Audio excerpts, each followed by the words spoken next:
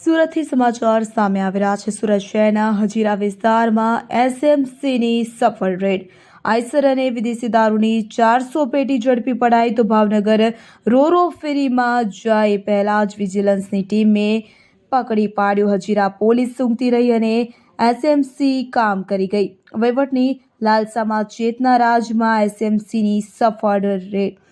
તો બંને રેડમાં લાખોનો મુદ્દામાલ ઝડપાયો, છતાં પણ સર્વેલન્સ અને વહીવટદાર પર કોઈ કાર્યવાહી કરવામાં આવી નથી। તો હજીરા પોલીસ સૂંઘતી રહી અને એસએમસી કામ કરી ગઈ હોવાનું સામે આવ્યું છે। વહીવટની લાલસામાં ચેતના રાજમાં એસએમસીની સફળ બે રેડ। બંને રેડમાં લાખોનો મુદ્દામાલ ઝડપી પાડવામાં આવ્યો।